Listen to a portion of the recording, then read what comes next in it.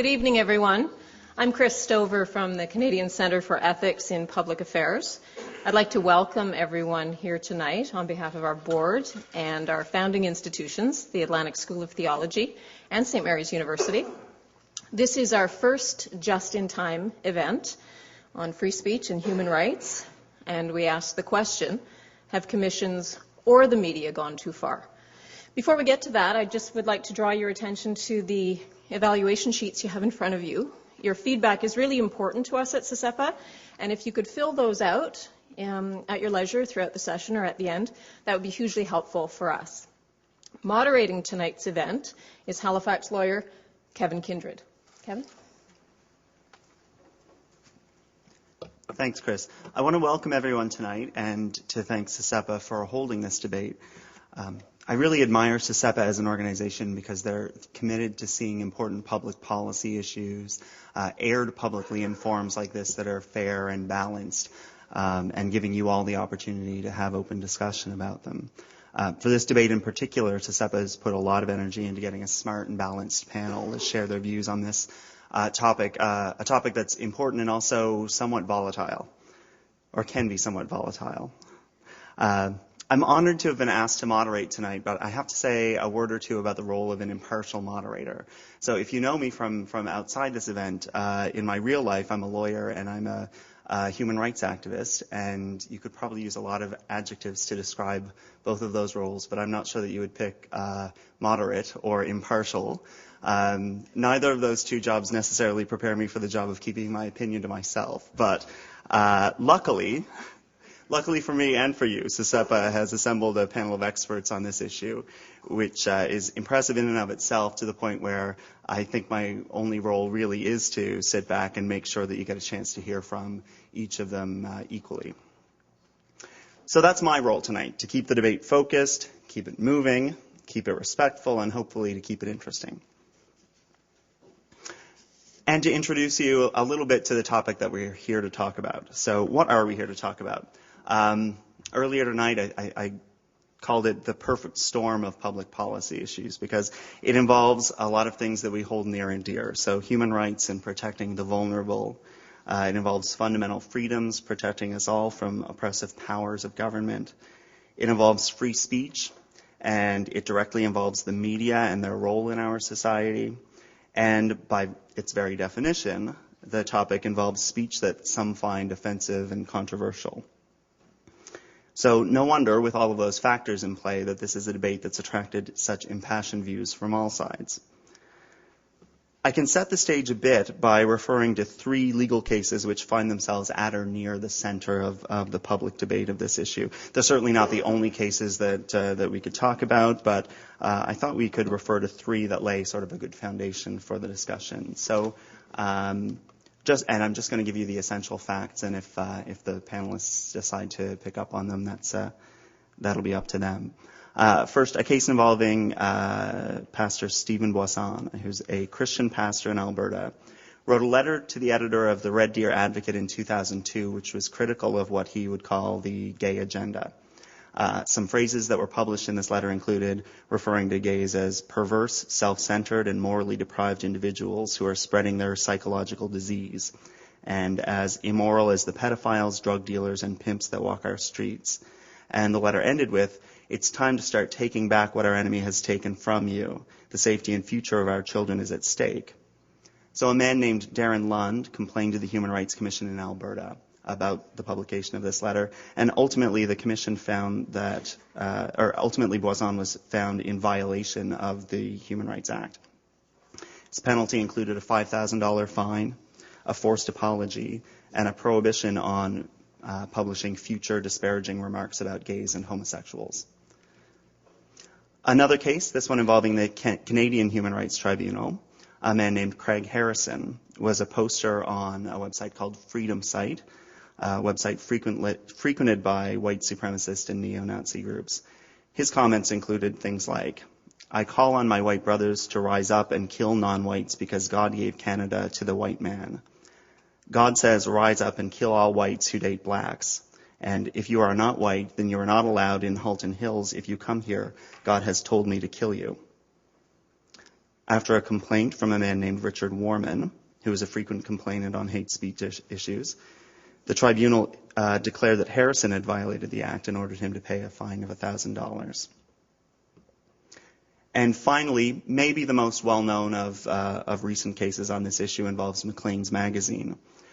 In this case, 3 Muslim students grew increasingly offended by what they saw as an anti-Muslim slant in certain articles in Maclean's.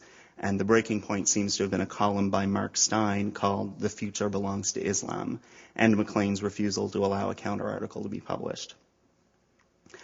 Complaints were brought to the commissions in Ontario and BC as well as the Federal Commission. The media attention to the complaints was, to say the least, intense. And all 3 complaints were ultimately dismissed, 2 without ever going to a hearing. So 3 somewhat different cases with different facts and different results, but these 3 and cases like it kind of form the core of what we're talking about here tonight, illustrate, I guess, the conflict that's perceived between freedom of speech and protection of human rights. And of course, a lot of cases and a resulting onslaught of attention in the mainstream media and the blogosphere. It must be said, most of that attention highly critical of human rights commissions. So thus the debate. Some arguing that commissions have gone too far, violating free speech and putting a chill on discussion of controversial topics. Others arguing that when properly understood, away from media spin, the commissions play an important role in preventing the spread of hatred. So that's what we're here to talk about tonight. Here's how we're going to talk about it. I'm going to ask each of our panelists to make an opening statement so that you know basically where they're coming from on the issue. And then I'm going to invite them into a debate with each other by asking some pointed questions that arise out of their comments. And then it's going to be turned over to you. We want to give you the opportunity to participate in this debate and to steer it by asking the panelists questions of your own. So in order to do that, I have to ask each of you to be respectful of the event and respectful of one another by keeping your comments brief and appropriate in tone. Brief is important. I recognize sometimes a question requires context and background, but if within 30 seconds to a minute you don't seem to be headed on your way to a question for the panelists, it's my job to make sure that you get there. There aren't mics. I was going to threaten to cut off your mics, but I guess there aren't mics for you to speak at. So we'll be doing that by a raise your hand, and I'll call on you from the crowd. Okay, so that's what we're talking about, and that's how. Now it's my job to introduce you to the who, to the people that CISEP has brought together to present this issue for you tonight. So, starting with Dan Legere.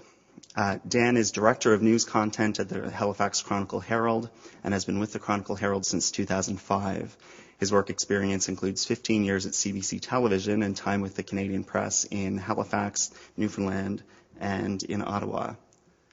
Dan's an Atlantic Journalism Award winner and a Gemini winner, and I would say a passionate advocate for freedom of press, and has written about this issue from that perspective. Next, I'll introduce you to Krista Daly, Director and CEO of the Nova Scotia Human Rights Commission. Krista is a lawyer by training and has come home to Nova Scotia this year after spending many years addressing human rights in the context of refugees, most notably as Senior General Counsel for the Canadian Immigration and Refugee Board and as an advisor to the UN High Commissioner for Refugees in Geneva. And next, Dr. Mark Mercer, who's Professor of Philosophy at St. Mary's University. Or those of us who read his column in the St. Mary's Journal know him a little bit better as the cranky professor. Mark's been a participant at CISEP debates in the past, and he brings an academic perspective to the debate, but also a keen ability to address the issue in a smart and accessible way, as we can see in several of his articles and columns on the topic that have been picked up by the press both locally and nationally. And finally, Pearl Eliadis, human rights lawyer who joins us tonight from Montreal. Pearl's a graduate of McGill and Oxford who works in the field of human rights both in Canada and as a consultant internationally.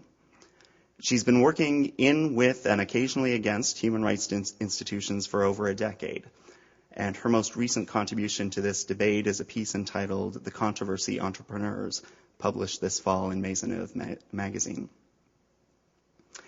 So, with this illustrious panel and 4 people I'm sure chomping at the bit to speak to you, I have to fall back into my role as moderator. I feel a little bit like, with 4 such powerful voices, a bit like the moderator at the federal leaders debate. Except not everyone's sitting around the table, and I don't have the risk that you're going to tune me out to watch the American debate halfway through. So without further ado, I'd ask the panelists to start with opening statements, and to start off, I'll ask them to speak in the order that I introduced them. So we'll start off with Dan. Thank you, Kevin, and thank you to SESEPA for giving me the opportunity to participate in this tonight. And you said there were powerful voices. I've got getting over a bit of a cold, so my baritone won't be at its full peak tonight. Also on the topic of experts, I recognize the vast expertise of the other members of the panel here, but I'm not really an expert in human rights. I'm a journalist. We tend to be generalists. What I write about myself ranges over mostly politics and things like that, but as someone who is responsible for the daily journalistic output of a newspaper, of course, the preoccupation with freedom of expression, freedom of speech, is something that is front and center every day. You can't imagine the number of phone calls, emails, and other things I get demanding that our journalists, pull their punches or favor some cause. The special pleadings are a daily occurrence in my business. However, one of the best things about being in a democratic media environment and spending my career there is the sort of fact that it is a marketplace of ideas, a daily marketplace of ideas, and there are markets for all kinds of ideas, and some people don't like that. The strange thing also about this, as a generally small L liberal individual who does believe in respect of people of all races, genders, and whatever other distinctions you want to make, I'm very uncomfortable sometimes with the friends that I have to make when I'm defending freedom of expression. In fact, I hate my friends when it comes to freedom of expression, it seems. The people who gravitate to my cause, if you will, are people that I would never eat lunch with. I certainly wouldn't go for a walk in the park with, and I would never introduce them to my daughters. But all the same, there are some things that we have in common, and that is that we at least have the philosophical agreement that free speech is an essential part of our democracy. I could not function as editor of the newspaper unless this were to remain in place. So all that said, there have been some notorious cases in recent times, some of which we've played some small part in and some a larger part. Going back to the infamous Danish cartoons issue, there were a lot of people, including Mark, who felt that the Chronicle Herald should have published these cartoons. I looked at them. They weren't funny. We didn't own them. So, in other words, we had no claim to protecting the copyright or the expression of these people who I've never met before, these Danish cartoonists. So I just saw no reason whatsoever to print them. I mean, if you really were that interested in seeing a bunch of really quite bad and not funny cartoons, then you could go online like you can for anything else and go look them up. Good luck to you. Our own brilliant and award-winning cartoonist, Bruce McKinnon, has occasionally hurt people's feelings. He's paid to hurt feelings. A lot of people don't understand that. Cartoonists are supposed to make you feel uncomfortable, and they're supposed to prod away. They're supposed to get in there in places that the conventional journalists, like myself, aren't really allowed to, or not that allowed to, or that we don't go. There's no easy way to get to those places where you can dig this pencil in and bother people between the ribs. We have to be really, really talented at that, and that's why we leave those kinds of things to cartoonists. And the amazing thing is often people will complain about the cartoon and then later on try to find out if they can get their own autographed copy of it. And I wish Bruce were here. He could verify that. But you probably, many people here know that one cartoon that we printed came to the attention of the Center for Islamic Development here in Halifax. It became one of those media things. They popped up on the radio, and I was trying to call them, and one thing and another. Finally, when we were able to get everyone together in a room, we actually sat down and had a tremendous conversation. And I understood where folks were coming from a lot better, and they understood where we were coming from. And at the end, we were all shaking hands and promising to keep in touch. I think that's the great Canadian way of doing things, and maybe that's my sort of unsophisticated way of looking at it. I will say this. In my business, freedom of speech is not an abstraction. It's not a bunch of laws. It's nothing that's airy-fairy or subject of philosophical debate. It's a daily brass tacks issue. So I defend it, even if sometimes I don't like the people I'm defending. The other thing is, I do believe that part of the reason this has become so intense lately is because of the effect of the internet. The anonymity of email that allows people to send hate to me and many other people with utter impunity. I can't find them on the street to punch them in the mouth. So they can do what they want, they can say what they want, and they can be as cowardly as they wish and sound like they're big guys while they're writing from their mother's basement on their little computers. So, and I also, just final one thing to say, I mean, the histrionics of people like Stein and Levant, I mean, go and have their fun. They are still making, and I think Pearl made this point quite well in her recent article, they've got a job to do. They mostly are freelancers. Controversy is great for journalists. So I'm not surprised to see it happen. What I am surprised is that people take it so seriously. Thank you, Dan. Quite all right. Krista. It's a bit of a hard act to follow there. I'd like to once again and also thank SESEPA for this event, for sponsoring this. I think it's a very, very important event. And the topic of this is really this juxtaposition between freedom of expression and human rights. And the way that I've been looking at this issue is that, in fact, freedom of expression is a human right. That is one of the fundamental human rights that each of us has as internationally and nationally. And so I don't see the two as being in conflict with each other, and I don't think they should be set up as being in conflict with each other. I think they need to reconcile one with the other, and in fact I believe that they do. I think that Canada has chosen a very sophisticated model of human rights, and in the words of David Matus, who does some work for B'nai B'rith, he comments that the human rights system in Canada is a quilt. All of these rights somehow or another have to intertwine with each other and interconnect, and that if you start pulling one of the rights out and giving it primacy over the others, that the whole thing is going to start to unravel. And that really, in one sense, I think, is a magic of a democracy that we've chosen here. And having worked with some countries which are fledgling democracies, I can say that it's quite a gift, that idea that all of our rights are interconnected. But what is really the connection between the freedom of expression and the right that we look at the Nova Scotia Human Rights Commission is to be free from discrimination. And the interconnection is that the words, whether they are written or spoken, can in fact discriminate against various groups within our society. And we see that through racial slurs, we see that through sexual harassment in the workplace. And it really has two impacts. The first impact would be on the individual, that the individual loses self-esteem and self-doubt can bring in. And I would argue that leads then to a diminution in the dignity of the person and their inherent right to be a full participant in our society.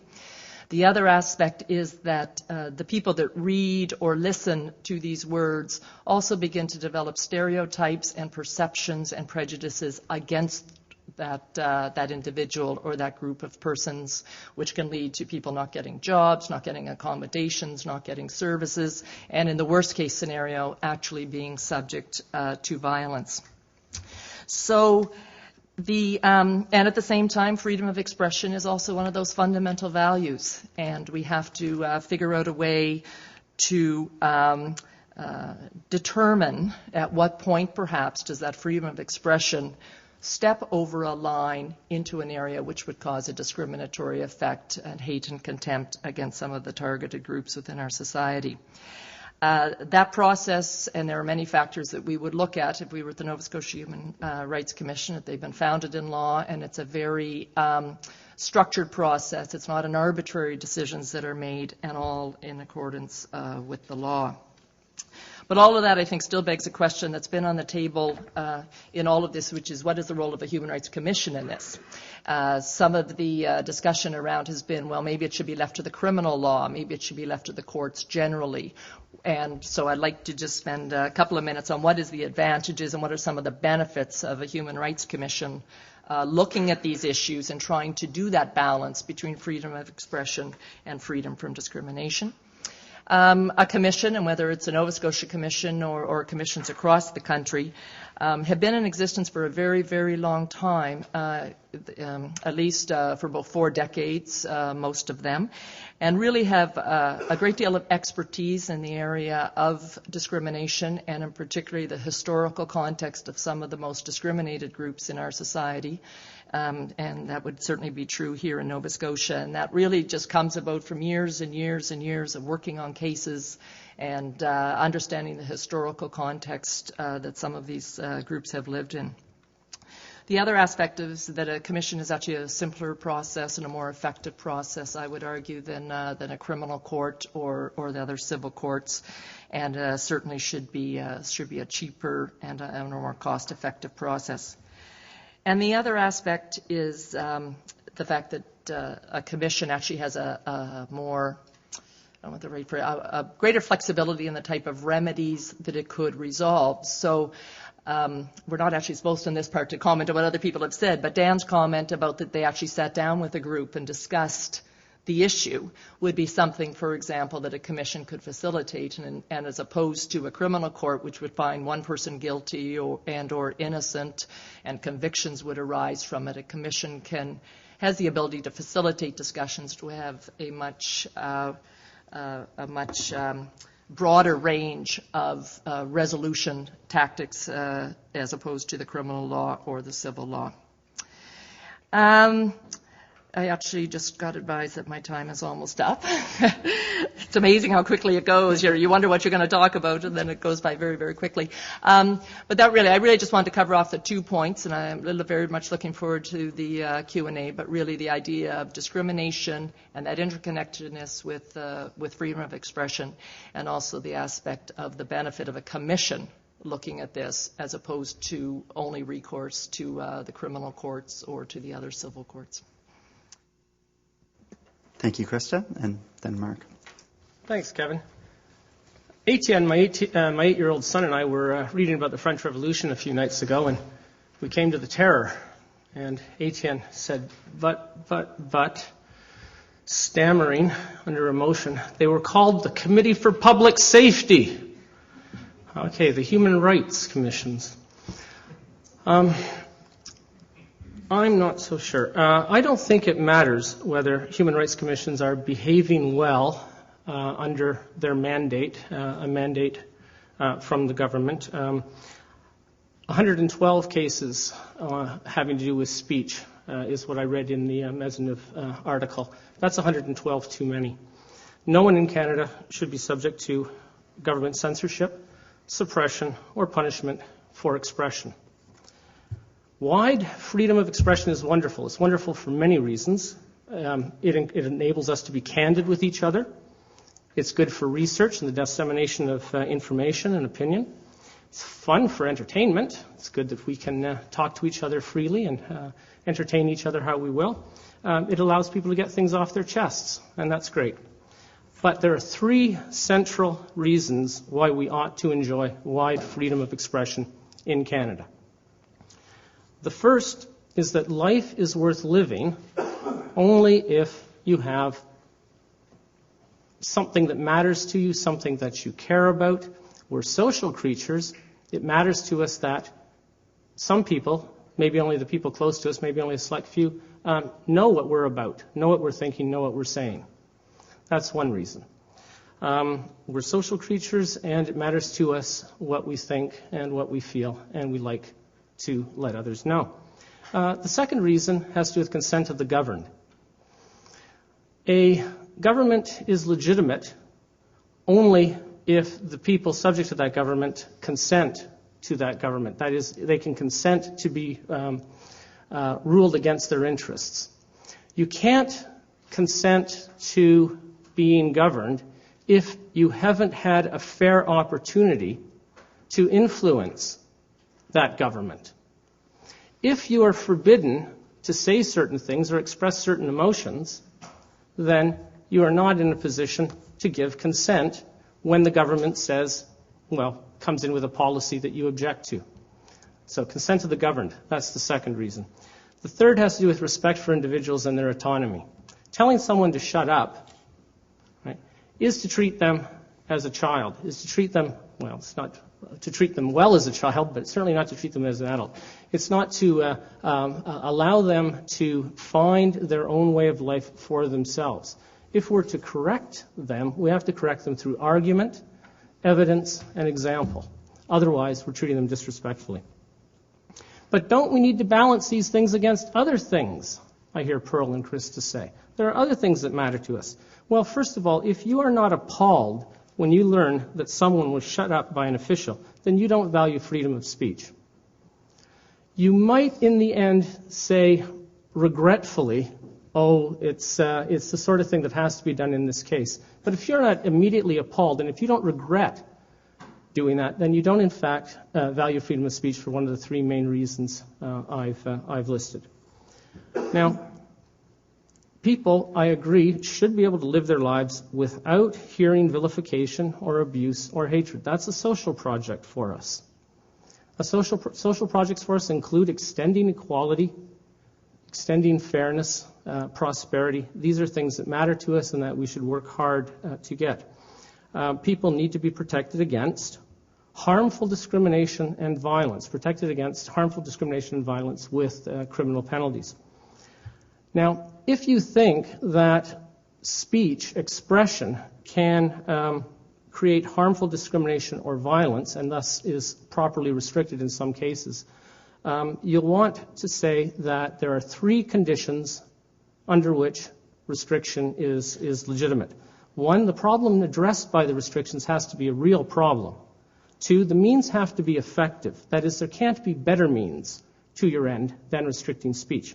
And third, the restrictions themselves can't create worse problems than the problem you're trying to solve. Section 13 and other restrictive pieces of legislation fail at least the last two, probably all three of these conditions. The first condition, again, is that the matter be serious. Yes, indeed, some people in Canada are reasonably afraid for their safety or well-being in virtue of some group membership. And that's terrible, and that has to be addressed. These people, for these people, one might say, yeah, it's just being offended. That's not the real problem. There's something more going on. But wait a second. It's not discrimination in speech.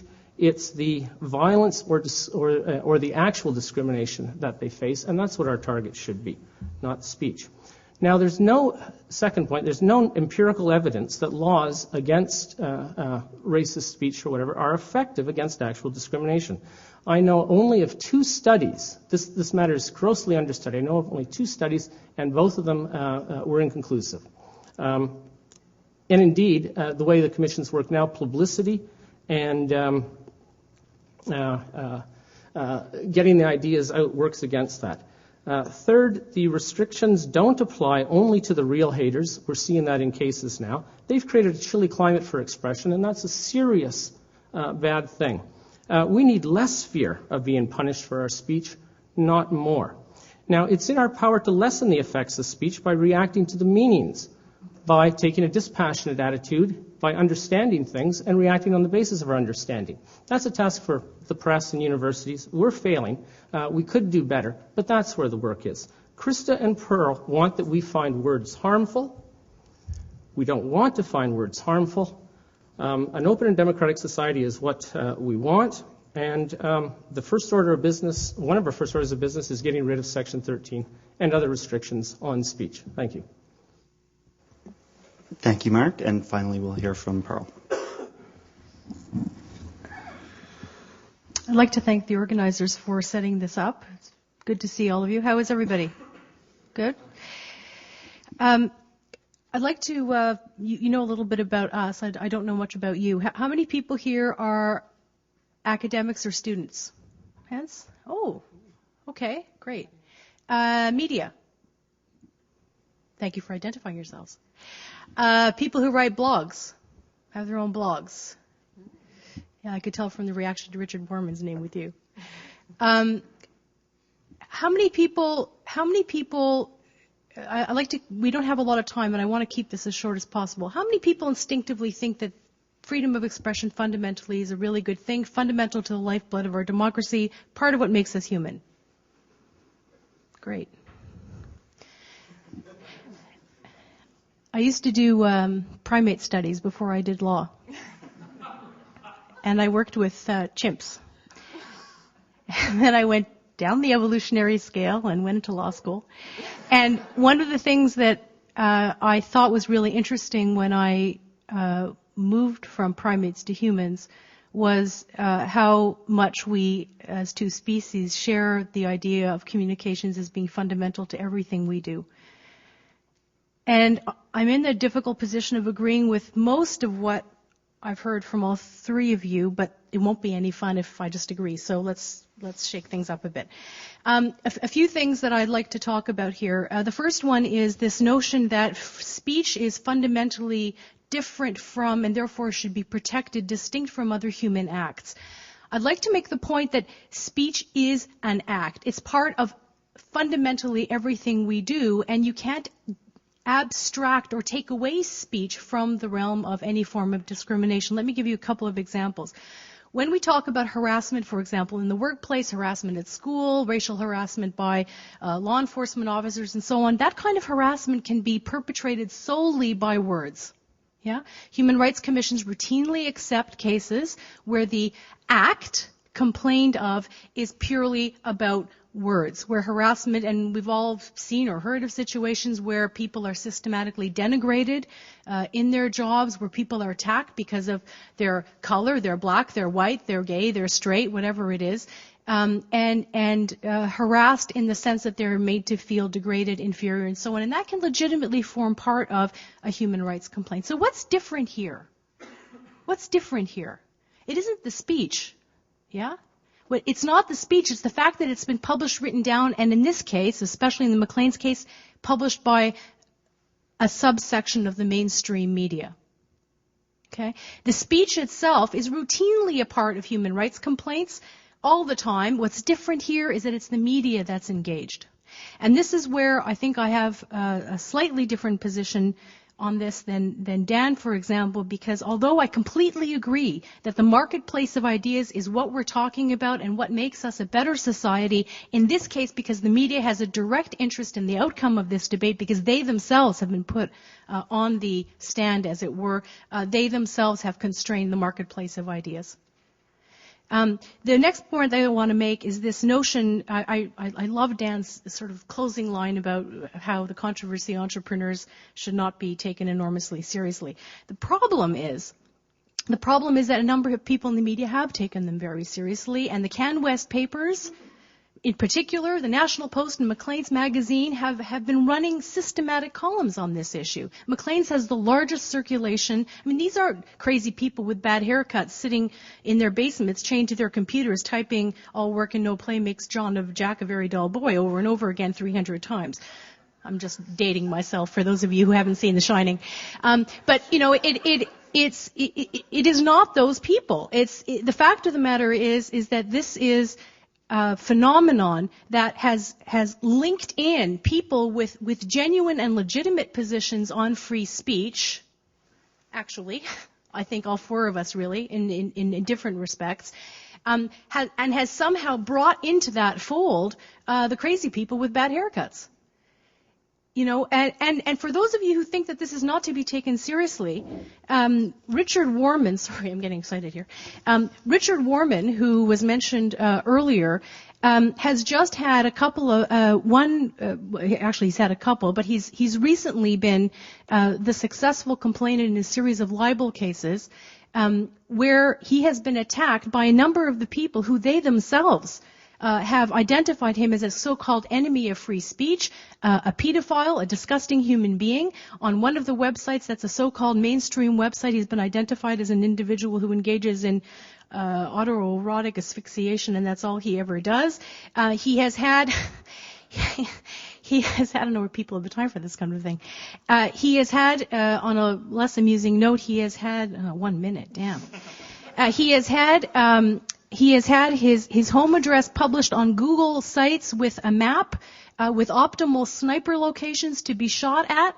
Now, the guys who have threatened to kill him have also threatened to kill senior officials at the Canadian Human Rights Commission, and, by the way, have also threatened to kill Barack Obama. One of them was arrested earlier this week in the United States. This has been reported on in a couple of places. And finally, on the empirical issue, there's a great deal of empirical data for those of us who actually work in the field. I've worked in Rwanda, I've worked in Sri Lanka, I've worked working with journalists who are systematically attacked and oppressed in their work. There is real work to be done out there, but the fact of the matter is that there's also evidence of the fact that speech, words, are fundamental human acts, can kill, and or hurt or severely damage. And so I am completely in support of freedom of speech. It is a fundamental human right. But issues of libel, ethnic cleansing, incitement to genocide, incitement to hatred, those kinds of things do need to be carefully watched. We need to be vigilant. We need to be careful. And as a society, I think we need to care. Thank you. Thank you, Pearl. And it's a hard job to pass those 1 minute notes. That's why I got Krista to pass yours to you. So, okay, well, there are any number of points that you've all made that I could pick up on as the first question. But maybe the first question should start someplace more fundamental. So I think, Mark, I'm going to direct it to you as the first question. But certainly you're an advocate for a very broad definition of free speech. But some of the things that Pearl mentioned, there are laws against libel, harassment, incitement of genocide. There's an extreme edge of the speech that people encounter. So I want to ask you, should we draw a line? And if so, where should we draw a line around freedom of speech? It's as broadly as I think I could phrase it. We're talking about Canada, not Sri Lanka. We're talking about Canada, not Rwanda. I don't know that the Tutsi-Hutu problem is about to take us over here. I don't want to minimize the fear that, gays and others live in some parts of Canada, but certainly restricting opinion or feeling, even feelings of hatred, even vile feelings, isn't going to help. It's not. I don't see that it's effective. It's not effective in bringing marginalized groups into the mainstream. The marginalized, the disadvantaged need jobs, education, housing. They don't need protection from hate. And in trying to protect them from hate, we've chilled the possibility of discussing candidly what really we ought to do. And so I don't know that. Harassment by words. It's not the words that harass. It's the being there. I don't say anything at all. I follow you around closely. That counts as harassment. I mean, that's what ought to be prosecuted, and I think it ought to be prosecuted criminally. Now, have I answered your question? If I could characterize or mischaracterize, it's a fairly radical position in favor of free speech with very few government limitations. Would I be okay to characterize it that way? Yeah.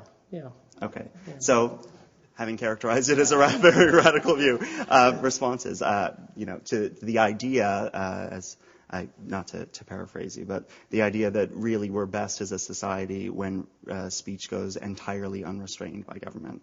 Well, as a rule, of course, speech should generally go unrestrained by government. I mean, that should be our starting. That's what makes us different than Rwanda and Sri Lanka and so on, right? Is that our default position has to be liberty. That has to be the starting point. So I agree with that. I'm interested in how many people here think that that libel is okay. How would you feel about removing the laws on libel? How many people here think that removing the laws on libel, leaving aside Dan, he's not allowed to answer that question.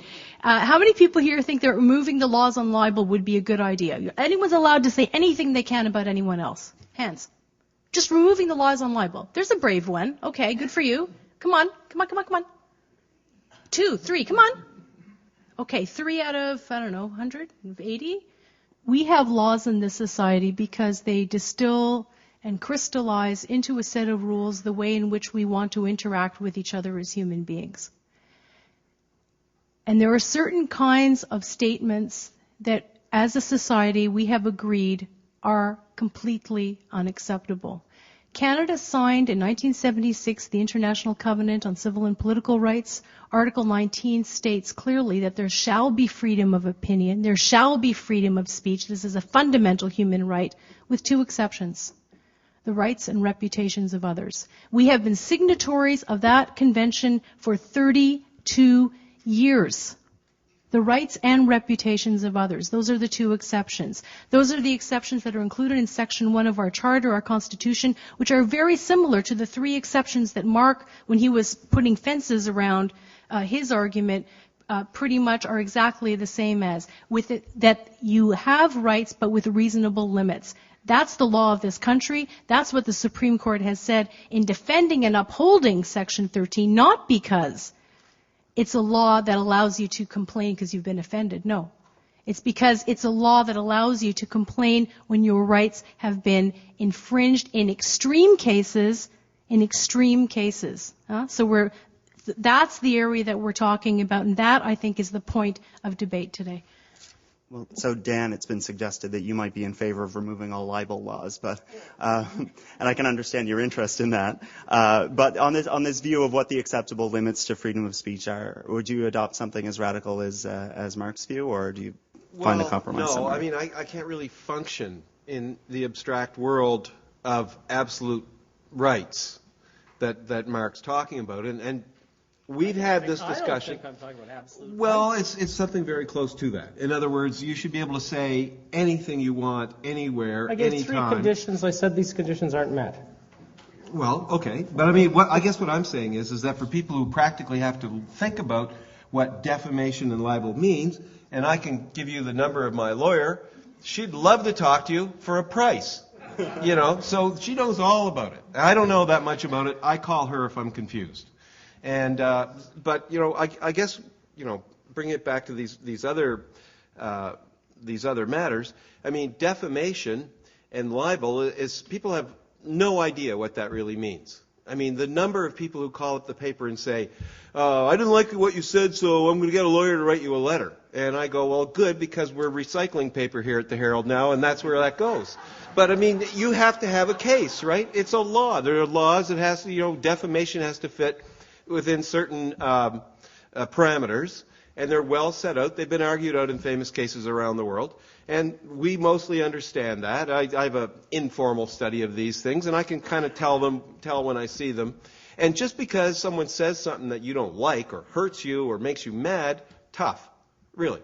You write a letter to the editor. See, we do provide certain remedies in the dreaded mainstream media, which is a ridiculous term anyway, but the mainstream media that we do provide certain remedies. I think that's where McLean's, for instance, went wrong on that case by not, they should not have agreed to the demands of the law students to have some unfettered right of response of X number of words, but they should have done the responsible thing, I think, and probably a good circulation builder, to go out and find somebody to rebut what Stein said in the pages of that magazine. That's what I would have done. And I mean, then you have the marketplace of ideas that we all want. And Pearl could have done it very ably. And and then everything is back to some sort of a balance. And you're not going through these bizarre charades of complaint and counter-complaint and all that. And I would just for a moment here there was a mention earlier about the process. Now, I was first exposed to this process earlier this year with the McKinnon cartoon, and I heard on the radio that a human rights complaint was being launched against the newspaper. I couldn't find out anything about that. we went to our lawyer, a senior lawyer associated with our company, and he is a bit of an expert in this area. And he said it can be all very quiet. No, you don't know what's going on. They don't have to tell you who's complaining. You don't know what the complaint is. It seemed all kind of Star Chamber and sort of, 1984 kind of thing to me. But anyway, so we were in this gray zone. And we heard he gave us all these scary other examples, the famous CN case where there was a human rights complaint launched against them because there were no women welders. And in fact, no women wanted to be welders at CN, but there was still a case, and they, or IMP locally, the head of the local firm who was told there was a human rights complaint launched against him. He told him to go pound sand, much to his regret later at ignoring the fact that these processes are there. But I think there's another, that these tribunals fall into this sort of quasi-judicial tribunal sphere that Chris is an expert in, but I'm not. But I mean, like the Residential Tenancies Board or the UARB, and or the securities. When you have a complaint against your stockbroker, you go and they have a very formal thing, a guy in a pinstripe suit, and they have witnesses and testimony, and there's people writing it down, and there's advocates on both sides. It all seems extremely elaborate, but you don't have the same protections that you have in a criminal court or even a civil court. I mean, there are some, but you don't have the full dress thing. And so there are problems that are of a practical nature, which is the way I tend to see things, and not quite so abstractly. So I think that's a natural jumping off point to another question. And Chris, I also wanted to ask you the question about limits to freedom of speech, but I think this is a good point to ask you a question about process. So, I mean, if I could paraphrase Dan's point, is freedom of speech and protection of freedom of speech too important to leave in the hands of an informal tribunal like the Human Rights Tribunal, like the Human Rights Commission process that we have in Canada? No, I don't think it's too important in that sense. I mean, I think there's different levels of freedom of speech, and that is why in Canada we do have hate law provisions. So people can be charged criminally in this country for hate speech and for hate law, for example, inciting genocide. And that really then brings to bear the weight of the state, the weight of the criminal justice system, which leads to, if there's a conviction, it leads to criminal records, it leads to jail times, it leads to other type of criminal sanctions. And that is that's a heavy hand of the state that would impose onto that type of speech. But there is other forms of speech, and this is the type of the Nova Scotia Human Rights Commission that gets involved, that might not be to that level that it requires a criminal sanction. You don't want to make a journalist a criminal and make them convicted for some of their behavior, but at the same time, it is sufficient enough speech that infringes onto the rights of other persons, and that balance is then tipped in the favor of the human rights protection of the individual who feels that they have been targeted by this speech. So the model of law we have in Canada on this issue, but on many other issues, is that there can actually be two different venues to deal with the same issue, and one venue can deal with the more severe aspect, where the state has a large interest in imposing into the issue, which is the criminal law, and yet this administrative law agency, commission, tribunal system, which is meant to be a more efficient system, it's meant to be more effective, and it's meant to be a little bit, I would say, almost more of a grassroots type of a justice system than the formal criminal or civil courts. So it does have that informality, but I think maybe Dan's point would say, with that informality, there are disadvantages. We talk about secrecy, we talk about lack of openness. You would not want to go to one of these commissions without a lawyer. Okay? You would be really ill-advised to do that, because you can get tripped up on, the things that lawyers are supposed to take care of for you, right? So that's what I'm saying. You're still, the person who's in front of this is still subjected to the same sort of financial burdens or other responsibilities that you might be in a criminal context or in a civil context, i.e. the legal fees and things like that. Just very briefly on the issue of cost. The first thing is first point to make is that one of the reasons why human rights commissions were set up the way they were was actually not to hear complaints per se, but actually to screen complaints. The media have made a number of serious mistakes, and I mean the mainstream media. People who think the term is ridiculous tend to be in the mainstream media. Sorry, Dan. The reason being is because Canada has a very small number. The Chronicle Herald is actually one of the exceptions, one of the few papers left in Canada, I'm told, that retains a relative degree of independence in relation to the large chains. So present company accepted. The media have made some really fundamental mistakes in terms of explaining to Canadians the difference between a commission and a tribunal and what they do.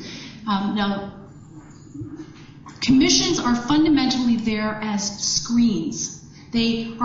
Most of the commissions in Canada function as a screen to take in complaints, to figure out whether there's anything to them, and if there is, then it goes to a tribunal, which is an open court. It's not secret. It's completely open. Anybody can go. You have your hearing. You can have your lawyer. You cannot have your lawyer. And the media, many of whom, you've got a 24-hour news cycle. It's hard to get this stuff straight. I don't think this is deliberate, but a number of people in the media have fudged the two together and confused commissions and tribunals with this talk of star chambers and blah, blah, blah.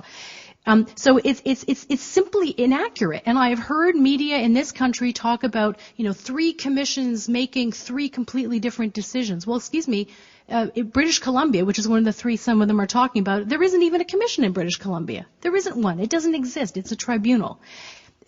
They are governed by laws, and they act in accordance with that legislation. So it's really important for you, in your making up your own mind on these issues, to look at the underlying legislation. You can Google it. You can go up and see what it says. Each commission is governed by very different legislation. Take the trouble. Go up and look at it. See what it says. Where Dan has a very good point, and I think this is important, is in the commission phase of screening complaints, it's often very difficult to find out, even if it's at the screening phase, the case against you. Because sometimes the witnesses are not disclosed. It's hard to know exactly what's going on in some of these cases. It's a fair point, and I think from a reform perspective it has to be dealt with.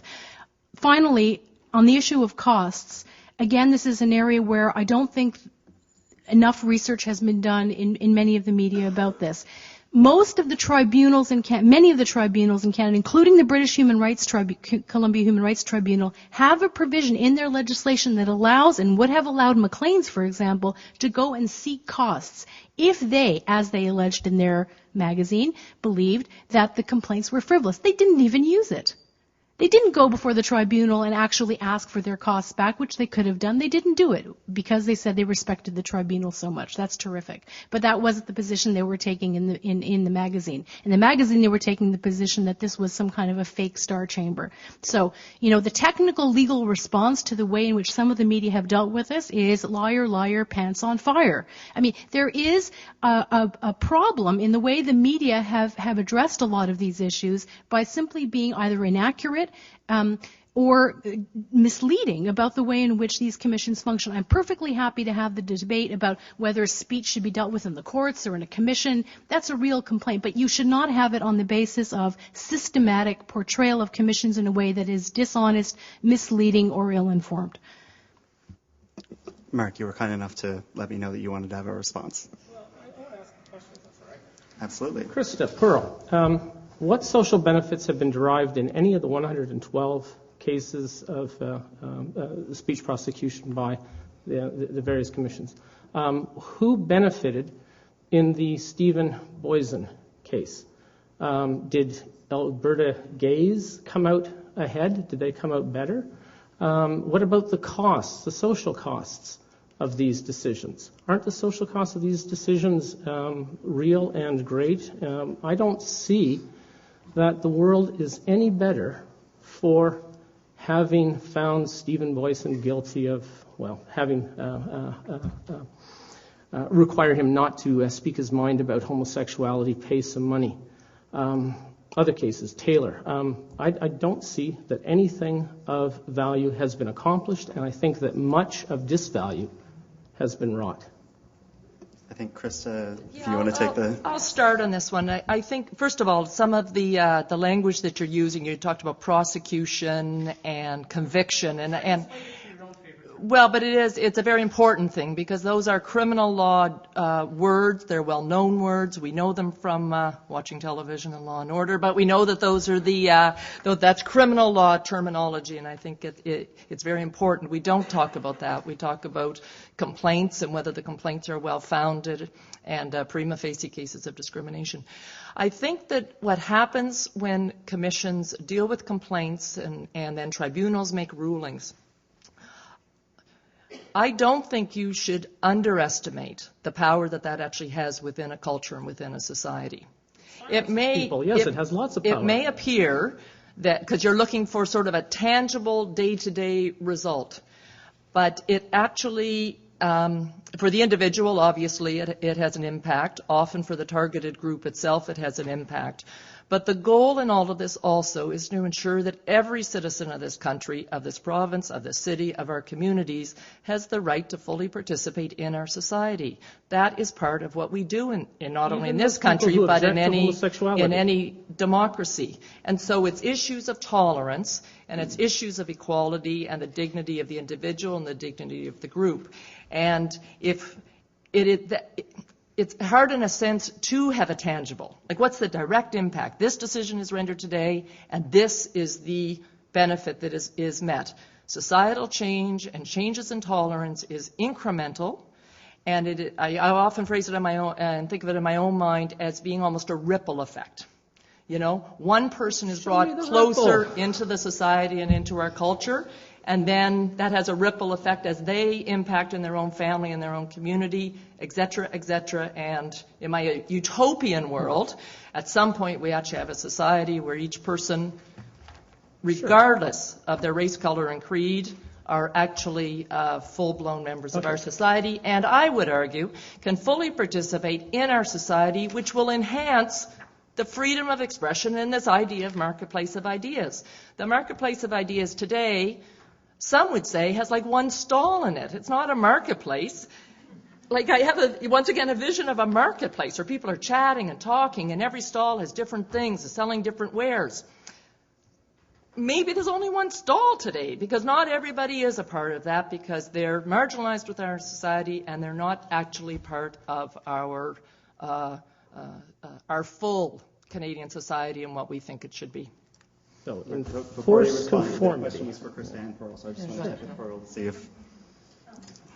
I'm hearing half of your response, Mark, as you're trying to respond through Krista, but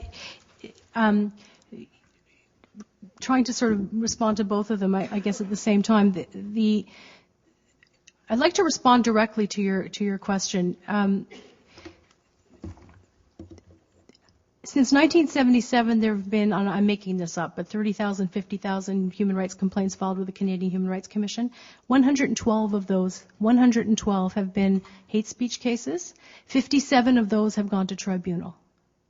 All 57 cases have been extreme white supremacist neo-Nazi websites. Let me read you what was on them. Matter. What are the social benefits of closing down Hang these websites? Hang on. I'm getting there. Just sit tight. Okay. Keep your knickers in a knot. It's all good. It's all good. Let me read you some of what was on this. What do you call six niggers hanging from a tree? An Alabama wind chime. How do you fit 100 Jews into a Volkswagen? Guesses? 2 in the front seat, 98 in the ashtray. Quote, obviously, the Jews are here trying to pass the buck and direct attention elsewhere in the days after 9/11. Well, excuse my language. Them all, that's me, excuse the language, not them. We all know who was responsible, and they will, in caps, pay. I urge all Canadians to take active action against B'nai B'rith and all other Jew organizations. Certain cocktails are very cheap. Death to the Zionist occupational government. The death threats that were issued The death threats that were issued in connection with the free speech issue in Richard Warman did not come out in Rwanda or in Sierra Leone or in Sri Lanka. They were done here, in this country. The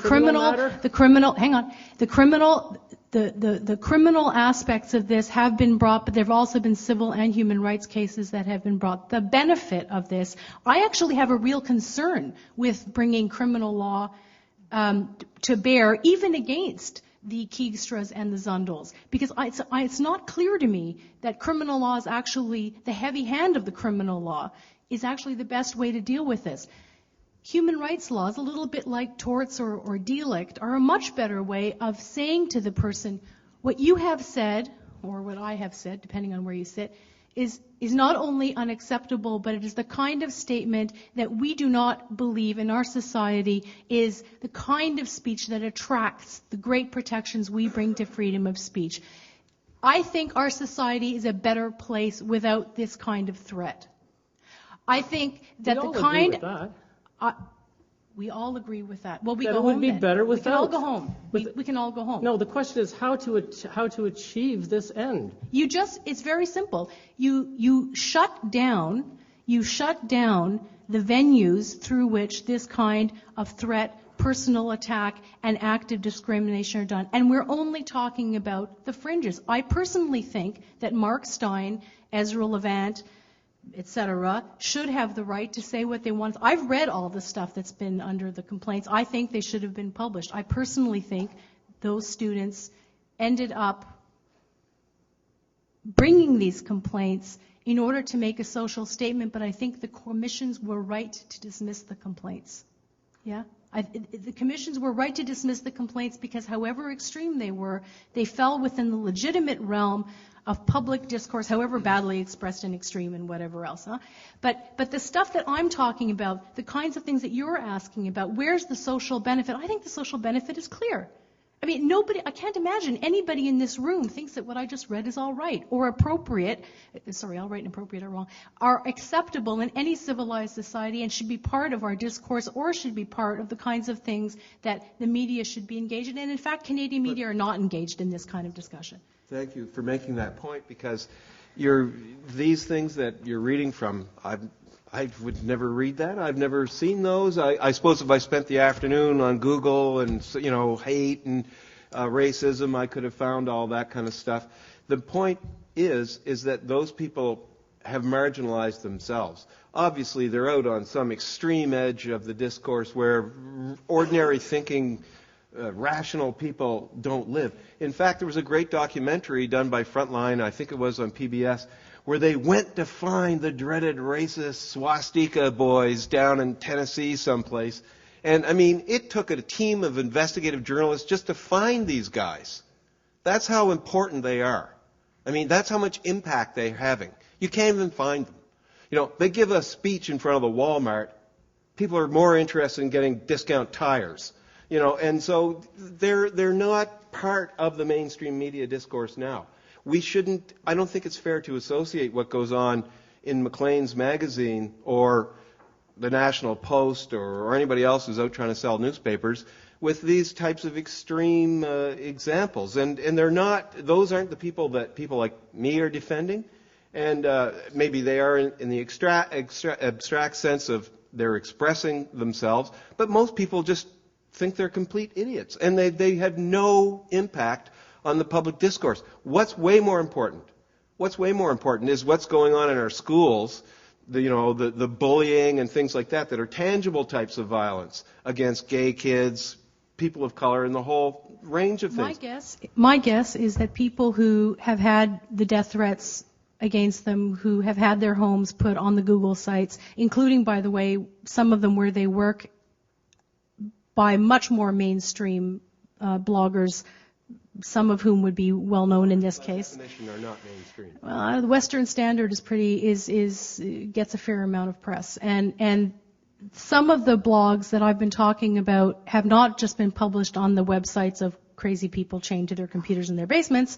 They've been published on Ezra Levant's blogs in the Western Standard. They've been published on the Free Republic, and it is the response. And this is where the issue of hate comes up. And in the in the case that Richard Warman just won, there was a very interesting quote that was made by Warman in response to one of the things the judges said on the death threats, which was, I don't think necessarily that this person is gonna come up and kill me, but I do think he's pouring the gasoline around me and inciting others to come and light the match. And it isn't just the extreme websites that I'm talking about.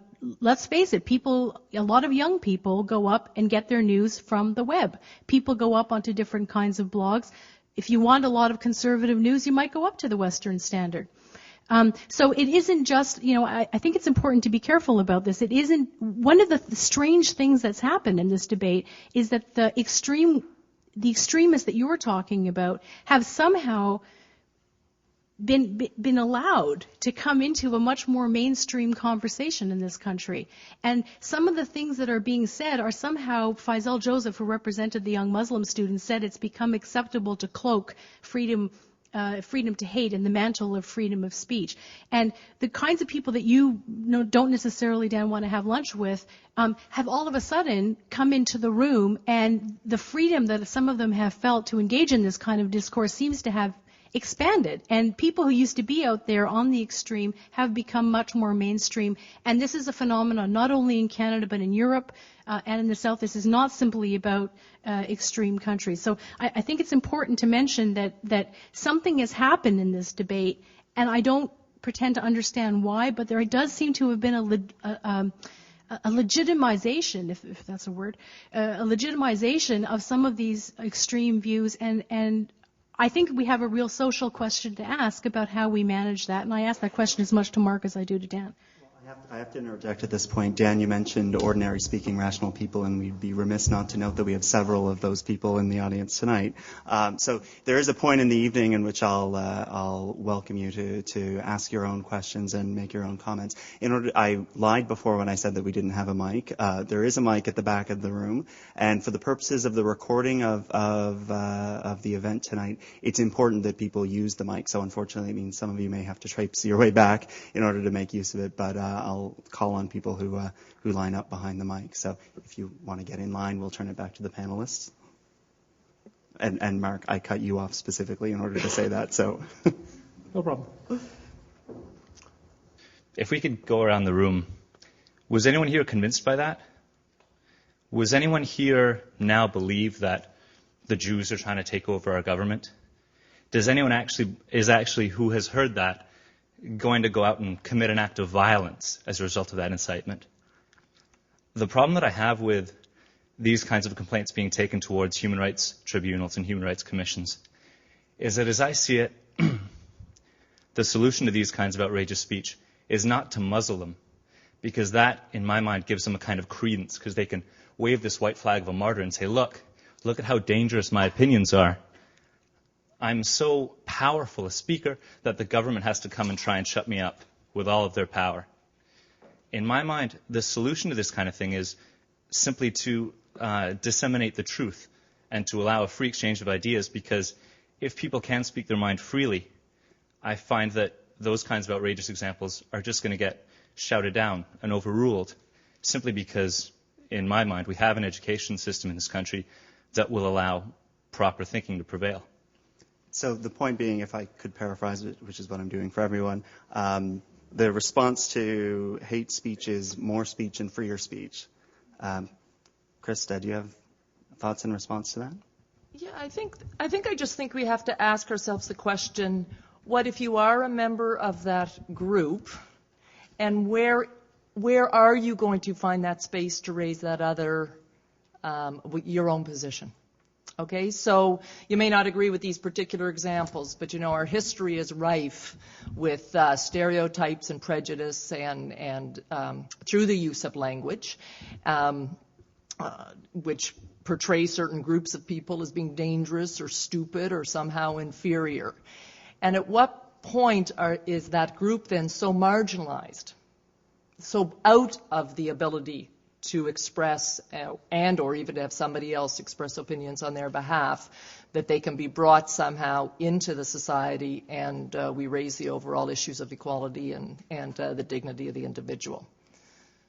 That really is the issue, because I see that as the issue, is because I think that just a free exchange of ideas with no checks on it. And once again, we don't have that in this country. We don't have it internationally.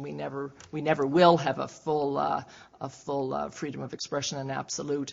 But I really think you have to turn your minds, and we have to turn all our minds to that issue of the marginalized group that has been oppressed for decades, hundreds of years, if not centuries, and how do they then get to fully participate in our democracy if we allow that type of speech. Dan, as our mainstream media person on the panel, I feel like I should give you the chance to respond to Krista's contention that if you oppose this speech, it's difficult to find a vehicle through which to do it. Well, the problem from a conventional media point of view is that if somebody is off on we'reallracist.com, i.e. in his mother's basement with one computer and all his imaginary friends, how do I suddenly at the Chronicle Herald come around to, providing a forum to respond to some guy that no one's ever heard of? Okay, this happens all the time. I mean, people want us to tilt with windmills of all description, but if somebody were to take those ideas or say something hateful in the paper, or what was perceived by our readers to be hateful or objectionable, we provide forums all the time. Letters to the editor, opinion pieces. You can come in and do an editorial board and sit with members of our editorial board. There's lots of different venues for that sort of response. But it's really, and at the same time, I think the dreaded mainstream media does go out and expose some of these clowns for what they are. And, it makes good copy. The people say hateful things. Other people will want to read about it and go, God, what a disgusting and vile person that is. I totally dissociate myself with that. I'm going to read this every single day while we're covering that story. So, that is the practical way these things work. And but we can't, just because someone's out on a hate site saying hateful things, it's pretty hard for the Globe and Mail or the Chronicle Herald or CBC to suddenly fix it all up so everybody's feelings are just right again. We ignore them. Mark? Krista is right just about everything. She draws the wrong conclusion, however. It happens in philosophy all the time, too. So. By the way, about getting published in the Chronicle Herald, I send all of my cranky professors there first. I've been published 3 times in the Chronicle Herald. My column has been published 3 times only. I've written, 25, 26 letters to the editor? Your batting average is better than a lot of people's. I think I've had 5. It's not for you two to fight amongst yourselves. Don't send us an invoice. About Krista, look. Corporate control of the media is a serious problem. The problem is people lack access to talk to each other. To talk to each other broadly. Little groups can talk to each other, sure. Some group has a magazine, but I think it's a serious problem, lack of access to media. Now, I don't see how the policies and laws that Krista defends go any way at all towards solving that problem. Krista's also right that there are marginalized people in our communities, marginalized on the basis of race, sex, sexual orientation, whatever, vulnerable people. And there have been for many years, and this is something we should do something about. But look, people who are marginalized in virtue of mainstream opinion, but the Human Rights Commission goes after the extremists. Wait a second. It's not the extremists who are the problem, it's mainstream opinion. Now, I think more than a few members of Human Rights Commissions see what they really should be targeting and are moving the line so that they can exert some control over what happens when honest and thoughtful people voice opinions, maybe opinions that are wrong-headed, maybe emotions that are false and vile, but it's the ordinary talk that does the damage. And their method is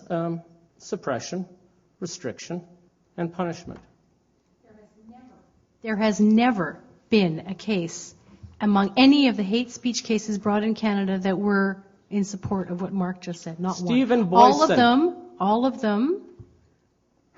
of the 57 that I just talked about that came off, that dealt with the internet, that were on the hate speech front, dealt with the kinds of extreme language that we were just talking about. All of them. The cases dealing with hate speech against gays, in the Stephen Boyson case, for example, I would pretty much assimilate to the first category of cases. So from an empirical perspective, I told you I'm a big fan of David Hume. I like empirical stuff. I like the stuff that's real. The fact of the matter is that commissions almost never take these kinds of complaints on. And when they do, they very rarely go up to tribunal. Why? Specifically because commissions do not like to or want to push those lines. How do I know something? I worked in a human rights commission for 6 years. I've also worked against human rights commissions, representing clients against them. I've seen both sides of the equation. Commissions do not like and are extremely leery of taking complaints when there is a speech issue involved. They really only do take them in extreme cases. Look at the empirical record. It's out there. I'd like to give the floor to the next person at the mic. Hello, my name is Judy Haven, and I teach management here. And tonight, most of my students in the MBA class are here because we've just done a little module on human rights in the workplace. And I found it extraordinary, actually, some of the comments. I was pleased that Dan Legere said that we should look at what's really going on inside of schools, and if there's homophobia and bad things in schools, we should address it. And then Mark just said, ordinary talk. You're saying that ordinary talk does the damage. Well, I think that we should look at some specifics here. As I tell my students all the time, no talk is worth anything unless you do it specifically.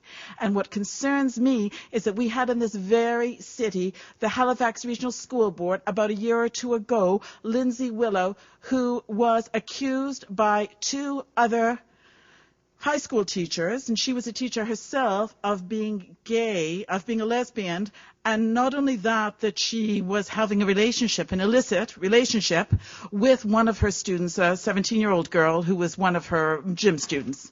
Now, here is a situation in which Lindsay Willow had no recourse but to go to the Nova Scotia Human Rights Commission, and there was an open public hearing which anybody could go to, and I've advised my students that when there's a hearing, they should go, because it's extremely important to see what these hearings do and how much help these hearings can be to promoting human rights in this province. So let's look at specifics. Let's not talk about some 57 cases of somebody who says bad things about Jews in British Columbia. I happen to be Jewish, but bad things about them in British Columbia. Let's talk about the specific cases that the Nova Scotia Human Rights Commission has heard, and where there's been a judgment and it's been exposed in the newspaper, and all these other things about cases that are truly diabolical, and yet you wouldn't call them extreme. Except we have a case now in a high school where people are being accused of being lesbians, and where they're being denigrated for being lesbians, and the only way of resolving it was to go through the Human Rights Commission in this province.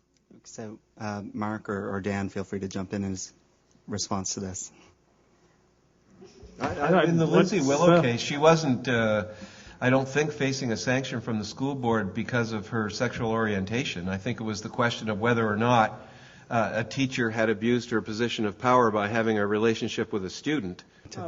As far as I know, and Chris, you can help me on this. As far as I know, there's nothing in the act under which the Nova Scotia Human Rights Commission drives its mandate that enables it to restrict, suppress, or punish expression. I think there have only been 2 cases of speech. One was the editorial cartoon.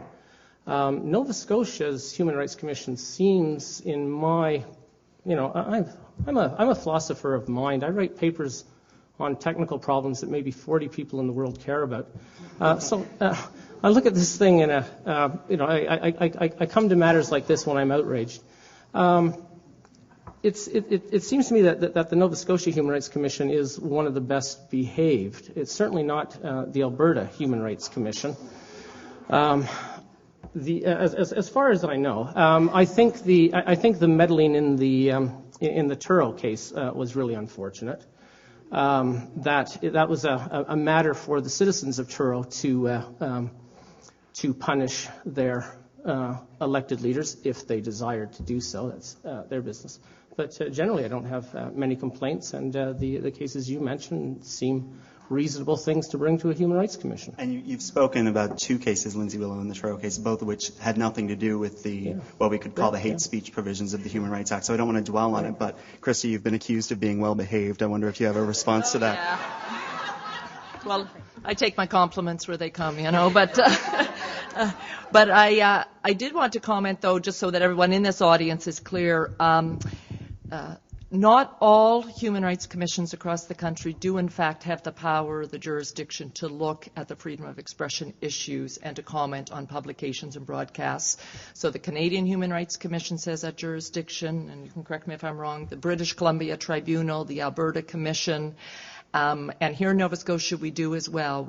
So somebody could lay a complaint with us saying that there was a publication or a broadcast that indicates discrimination or an intention to discriminate. So we are one of the 4 across the country that actually could look at this type of thing and then find ourselves in this balancing between freedom of expression and the human rights of individuals of targeted groups. I can say, just for the record, they are extremely rare in Nova Scotia.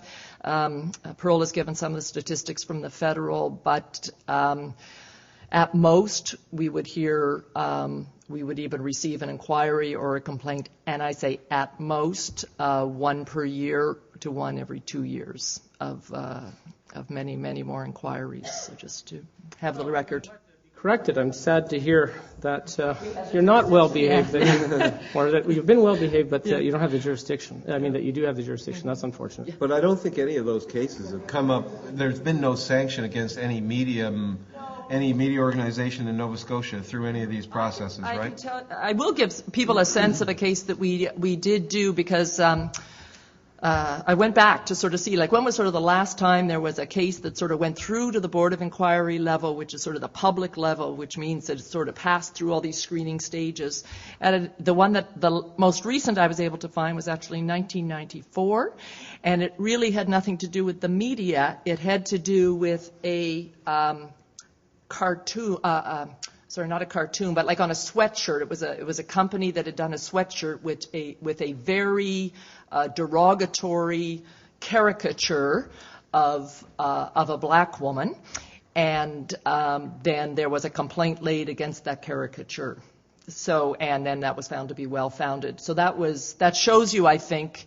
Well, frankly, I think it shows that perhaps the media situation here is a very moderate one, and that there hasn't been the need to be filing complaints. That could be one interpretation that people could make of the fact that we just do not receive very many. I think it's worth noting, and I think the argument can be made, that the media in a given society reflects, to a large degree, the values of that society. And we're in this business to make money. I mean, I am not going to speak for those barbarians at CanWest. I work for an independent newspaper. That's almost the most important reason I work there. And we can retain a certain philosophical detachment from the rest of this. But I think our paper and the rest of the media here in Nova Scotia does reflect the kind of society that we have here, which is not free of racism by far. But it is striving someday, I hope, to become free of it through the proper way that this is achieved, through education and enlightenment and culture and learning, and not through somebody putting a poster up or a government passing a law saying you will not hate anybody just because of the way they look. We can't be that far off stream with everybody, with society, or people won't read our publications. Make one footnote, Kevin, if you'll permit. Sure, quickly. The question of freedom of speech and sort of the empirical evidence of the so-called chilling effect that we've heard a little bit about in the media, including a comment from Mark earlier. I just want to point out that Reporters Without Borders has just come out with their annual report on the relative freedom of speech around the world. Canada, for those who are interested, this year, including the debates that we've been talking about, has been ranked 13th in the world, ahead, by the way, of the United Kingdom and the United States. And with that, we'll return to the mic. I have a lot to say, and if I had more time, I would probably say all of it. But Kevin You don't knows have more time. Kevin knows how long-winded I can be. So I just want to make a note about process. Pearl, you mentioned that the tribunal proceedings are an open process with no secrets. In fact, shortly after this, you suggested that we Google it. In fact, I did, and we can thank the ubiquity of the internet for allowing me to do that. And in summation of what I found, basically Section 37 of the Human Rights Act contains a clause that allows tribunal proceedings to be held in secret if the tribunal finds that the safety of the witnesses is threatened in some way. Now, you might be able to expound on this. That's true in any court. That's true in any court proceeding. You can ask for in-camera proceedings. Okay, so I just want to make a comment more generally on my personal take on the situation, but it just seems to me that. And you used the words shutting down to refer to, you said shutting down the venues by which this speech is perpetuated, presumably speech that you said you find inappropriate in civilized society. Yes, some of the things that Reverend Stephen Bazan said are offensive to me as a gay person, right? But the correct response is not to shut them down. The correct response is to have an open and public airing of views, however offensive they might be. I should add that no progressive cause has ever advanced without offending some kind of social or cultural norms. You can give it whatever newspeak name you want, shutting down, whatever you want to call it. It's censorship. And as much as I might like you as a person, I think you're a censor. I'm sorry. So, Pearl the censor, any response? Well, you raise a lot of really good points, and thank you for Googling them while we were talking. On the point about open tribunal hearings, tribunals in this regard, and not in others, do function pretty much like courts. You need a compelling reason to seek a secret or so-called in-camera proceeding.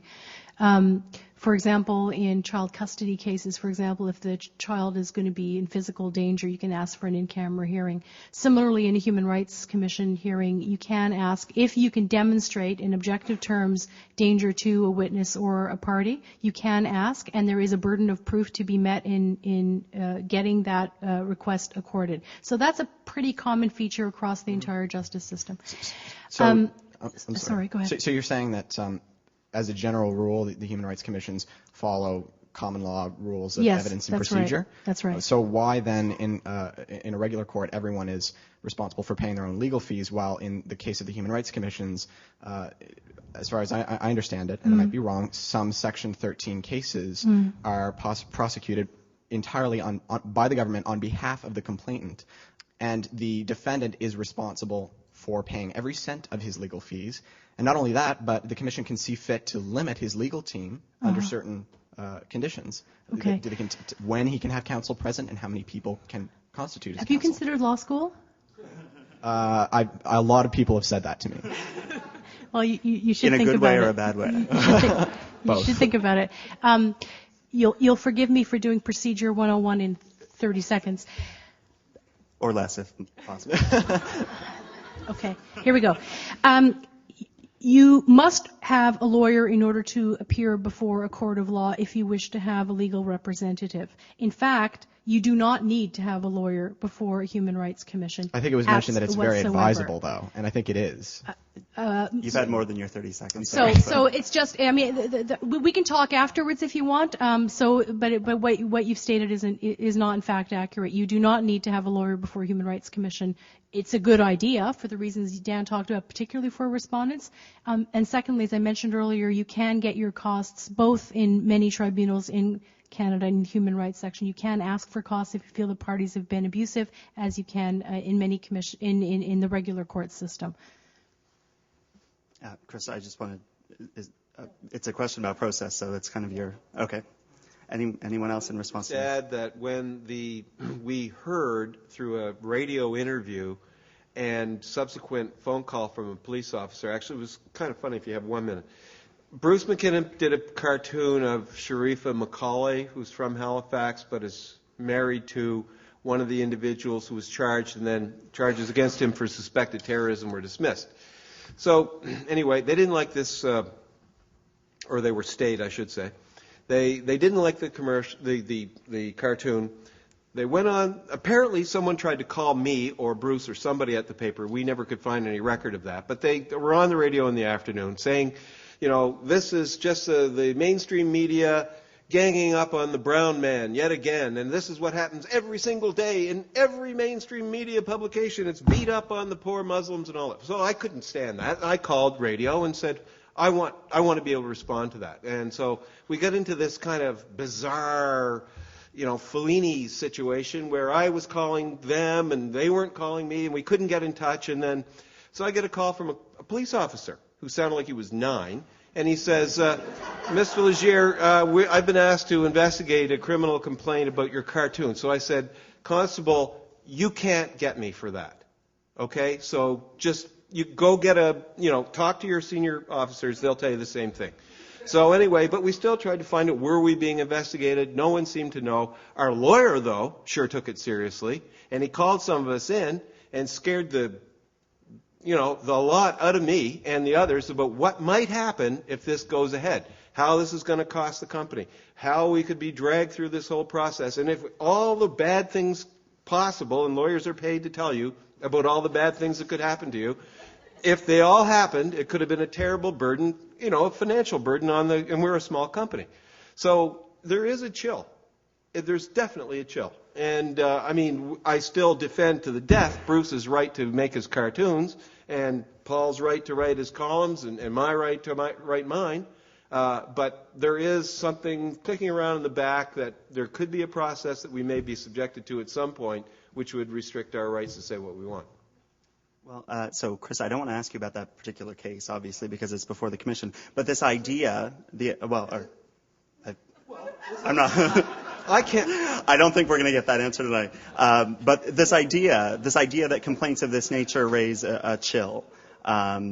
I wonder if, because you made comments earlier about the limited access to media and the importance of more open access to media were it to be available. So the idea that complaints of this nature raise a chill and prevent people from speaking, does that cause you any concern? Do you have a response to it? I just question whether and certainly, there's been all of this stuff for the last year about these, and I personally haven't seen a chill. So I just wonder where that evidence is that there really is a chill. I can't say that 14% fewer news articles were printed because of this. Mm-hmm. It is more along the lines of people like myself who are the senior sort of role in the place, saying, okay, just wait a second now, where do we stand vis-a-vis? Is this going to be something that could get us in trouble? Bruce calls me now to get, can I run this cartoon by you? And he never used to do anything like that. Sure, these are subtle things. They're not burdens. But they are there. They're not intangible completely. Mm-hmm. They are there, and it's partly because just of the strangeness of the situation where you're, if you bump into somebody's car on the street, well, you know who your antagonist is going to be in court. It's going to be the guy whose bumper you just creased. But with this one, it was all kind of strange. And the wonderful thing, and the thing I hail totally for the people at the Center for Islamic Development, is that when we did get on the phone and invited them down, they couldn't have been more happy to come in and talk. And we had a great conversation. Mm-hmm. Mark.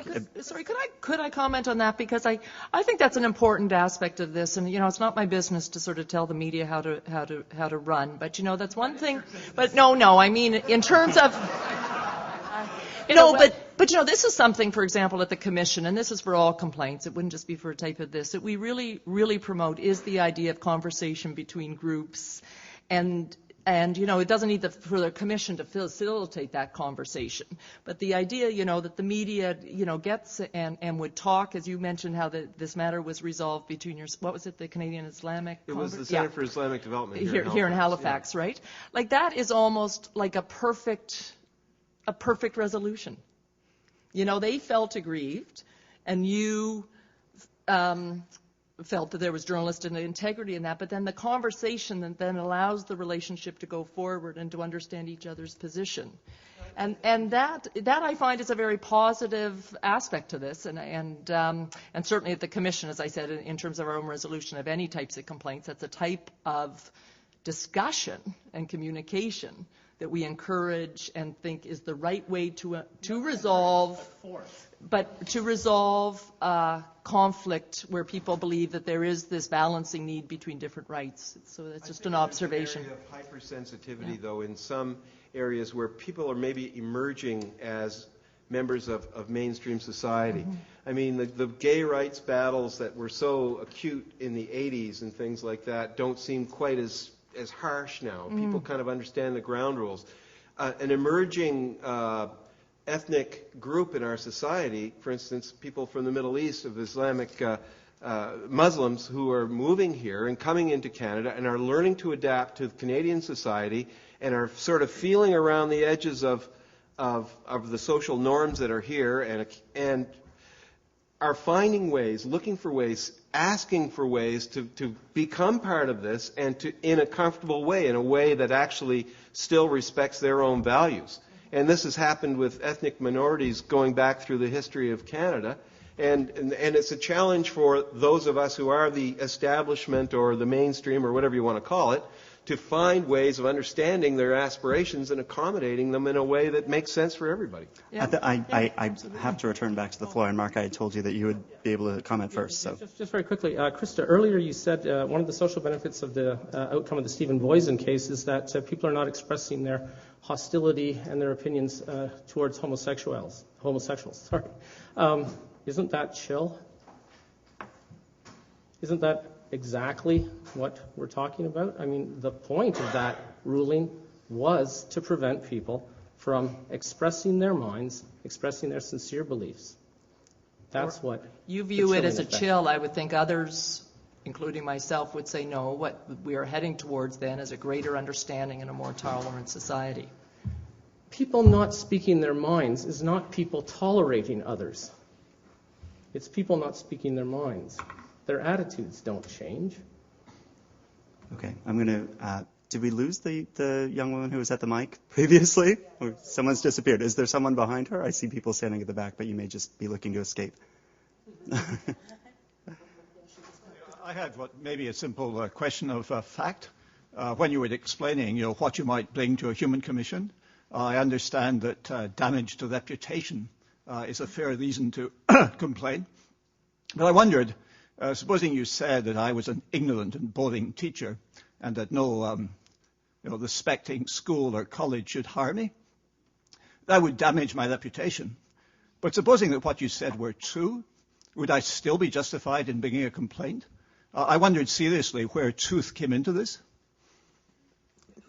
I think the reputation thing was something that I said when I talked about the fact that the two exceptions to freedom of speech are damage to reputation and to rights. The reputation piece refers to the brief exchange I had with a gentleman at the top of the room. It's actually libel and defamation law. That's the libel and defamation side of the equation, which deals with the reputations of others. Human rights commissions do not deal with libel and defamation law. That's handled by the courts. For the chap who's going to law school, I hope you're taking notes because there'll be tests. So the libel and defamation piece is dealt with by the classical court system. It's the rights part of the equation that's handled by human rights commissions. But let me get to your issue of truth. Let's say, can we do the human rights piece of this because we don't really have time to do libel and defamation? So let's say that your human rights complaint is that you refuse to hire me because I'm a woman. Yeah? And so I file my human rights complaint, we go to the commission. Truth matters because you are then able to show, if you're correct, no, the reason I didn't hire her was not because she was a woman. The reason I didn't hire her was because she doesn't have the requisite experience for the job. And then you bring that to the table and you demonstrate your position. So truth on the civil balance of probabilities is a fundamental aspect of the adjudication of human rights complaints. And this is one of the aspects that has been the most mischaracterized in a number of articles that have come out on this issue, this sort of notion that truth somehow doesn't matter. The kind of case that I've talked about, truth absolutely matters. It's adjudicated in accordance with the rule of law for exactly the reasons you're suggesting, because it's central to the determination of what actually happened. But Pearl, not to let you off the hook too easily, like the example that you illustrated with was a more pure discrimination case. Wasn't a hate speech case. So, Okay. Is there a role for truth in the hate speech type case? Okay, so let me do the other side of this. The example I raised earlier, how do you get 100 Jews into a Volkswagen, 2 in the front seat, 98 in the ashtray? For the purposes of a hate speech complaint, does it matter that the statement is true?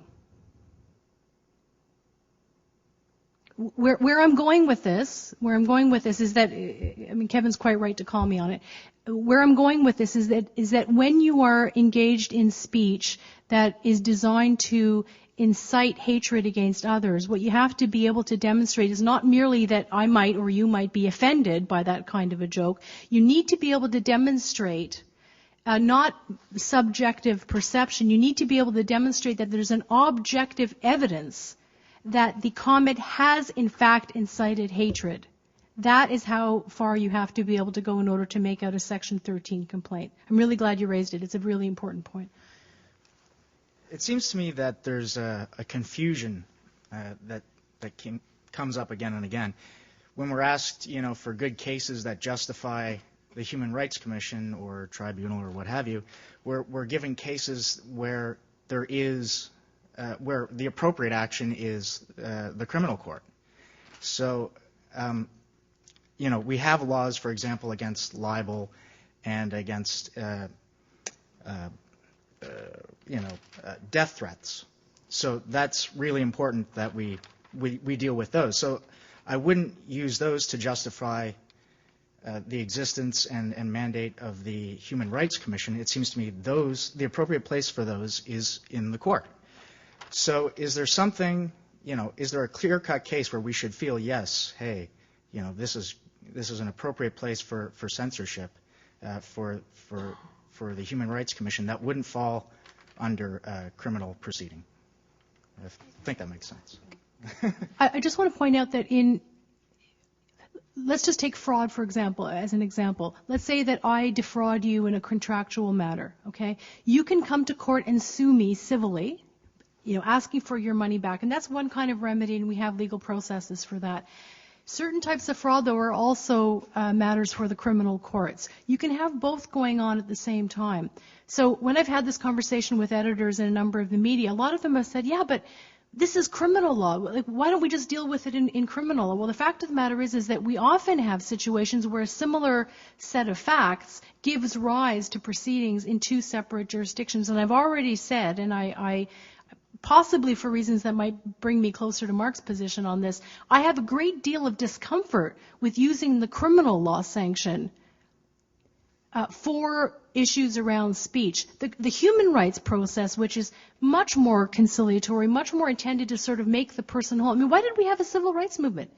Why do we have laws against discrimination? Because we have a set of social values around compensating people for the damage that they've experienced. And so I think the Human Rights Commission process is softer. It's less. It's not the sort of heavy-handed. It's not criminal prosecution. It's not acquittal. It's not jail. It's not penalties. It's not. It's about compensating the person and making them whole. So I just want to get away from this notion that you have criminals so you don't have the other thing. They can both happen at the same time for different reasons.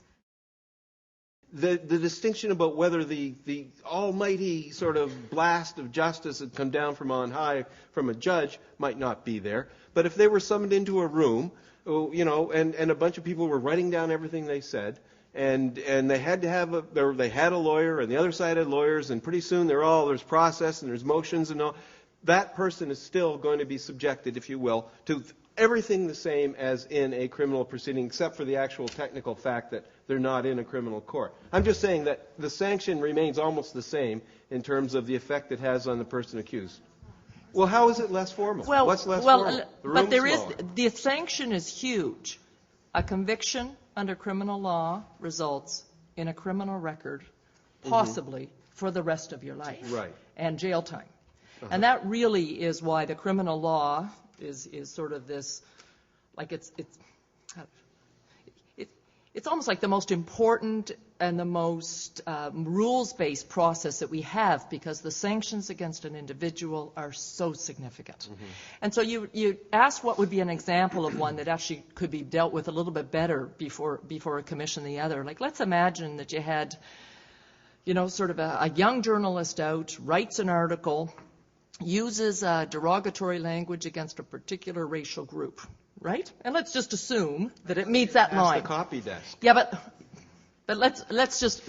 That's your process. That's your process. That's our process. Yeah. But I mean, why would we ever want that to go before a criminal matter? There's no intent there. There's no ill will in that. It was just a lack of understanding about how the words would be perceived by this room. So that would be a type of one.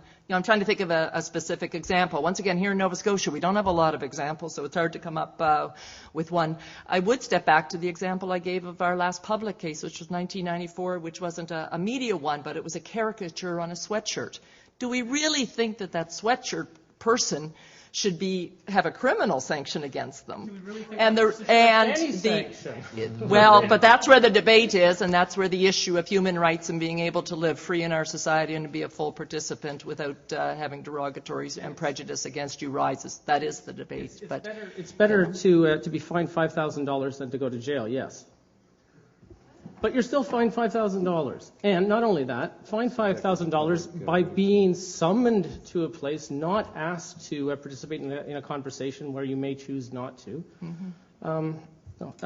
It's appalling.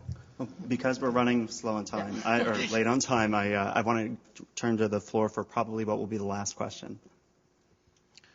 Good evening.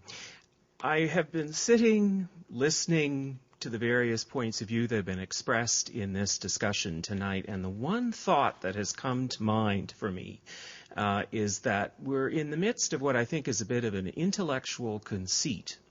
There is no threat, active oppression threat to the freedom of speech in this country. What this discussion has proven tonight is that that's the case. We're gathering in a public place. We're having an open discussion about a controversial issue. It goes on all the time, every day, in our political discourse, our public discourse. What I think is missing from this discussion is an ability to address how well do we as a society understand what it is to be discriminated against? And I really believe that the majority of people that have been speaking this evening don't have that conception. And I think I want to ask a pointed question to Dan Leger with Chronicle Herald to maybe ponder a little bit, how well do you think journalists understand the concept of discrimination in Canada? And how often do they consider that when they are approaching an issue like freedom of speech? I'd be interested in hearing that answer, because it occurs to me that Canadians maybe don't understand that concept very well, and that's really what we should be looking at in the course of a public debate such as this. Well, I'll certainly say that as a middle-aged white guy, I'm not really subjected to discrimination. I'm glad for that. I'm not saying that any colleague in my newsroom, though, the black reporters or people that I've worked with from the First Nations or religious minorities and things like that, I'm sure they all have been, and I'm sure that informs some of their work. But I also haven't experienced what it's like to stand in front of a nuclear bomb, but I think I still could probably write about what the significance of nuclear arms, is. So, I mean, it's, I don't know that you have to be beaten down before you can write about something. But one of the qualities that I hope is being instilled in journalists nowadays is empathy. And so that we go out and we talk to people. Hopefully we talk to them long enough that we get a sense of where they're coming from. But any characterization we might make of the struggles they face or the obstacles they've faced in their lives is it's subjective to some degree. It's imperfect for sure. I'm not on some lofty height in the media to say everything we say is gospel. Far from it. I'm reminded every day of our many faults.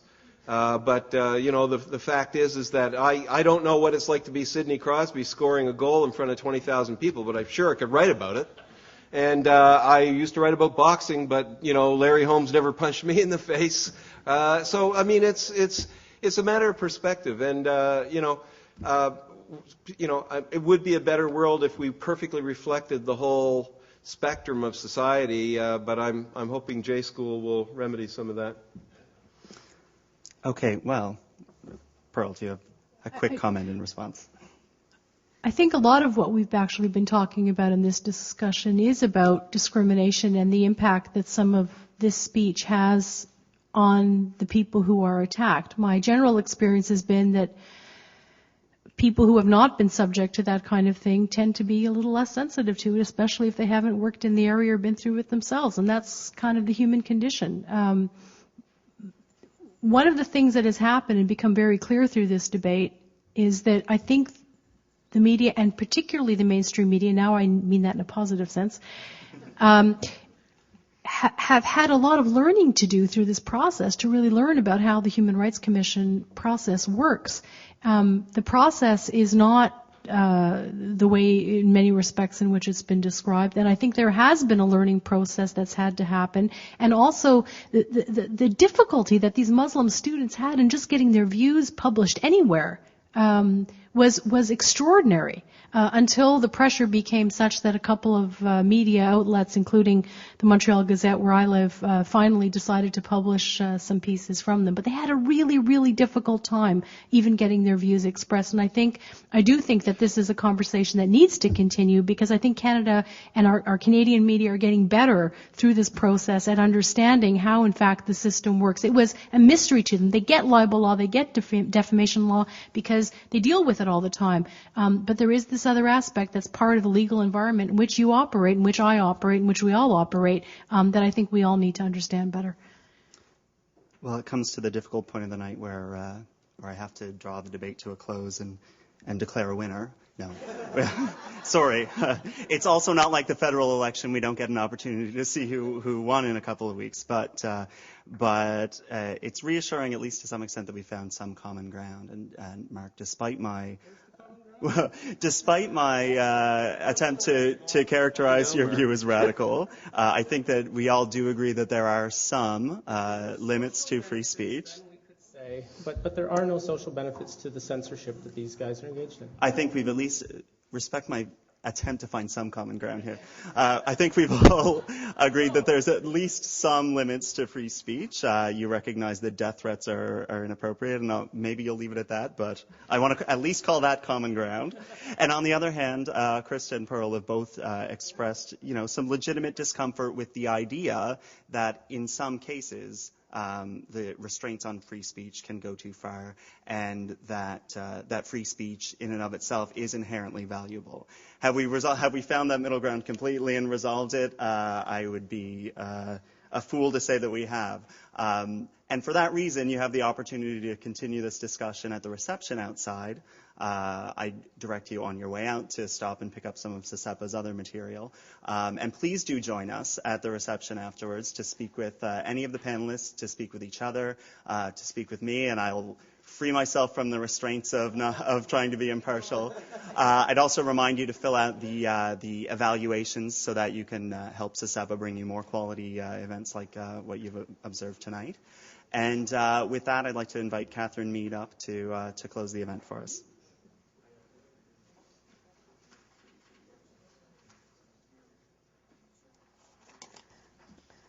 I'm Catherine Mead, and I'm a member of the Board of Directors of SESEPA. It's in my capacity as a member of the board that I have the honor of taking a few minutes tonight to say a few words of thanks. I first would like to thank our truly excellent and highly knowledgeable panel. Thank you so much. Very much appreciated hearing your insights into this matter, which is not only important, but it's also very timely. And I don't know if any of you happen to catch on TV today, but in responding to his selection of a new cabinet, Prime Minister Harper actually responded to a question precisely on this matter. I can't say that he was particularly insightful, but my whole point is rather that it was nonpartisan. I'm just saying, but although I see my fellow candidate Ted in the back there, but nonetheless, my whole point is that it is very timely, and that this would be a discussion on the national stage as well as when we're talking the very day we're talking about it on a local level. It speaks to that. So I do want to. Maybe you'll just pick yours. And so to Dan and Mark. Thank you.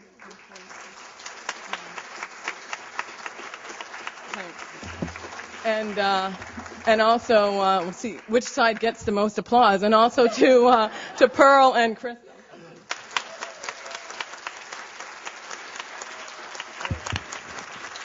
The very individualized gifts that we have for each of you. But thanks very much. I would also like to thank Kevin Kindred for his very skillful and thought-provoking moderating. Thank you. Again, another personal gift. I wrapped it myself. I also want to thank all of you for coming tonight and making time and taking your time tonight on a crisp fall evening when there were an assortment of other things that you could be doing, and yet you made a decision to come here, and the level of questions were great, and also just taking the time to be here. So thank you. Thanks very much.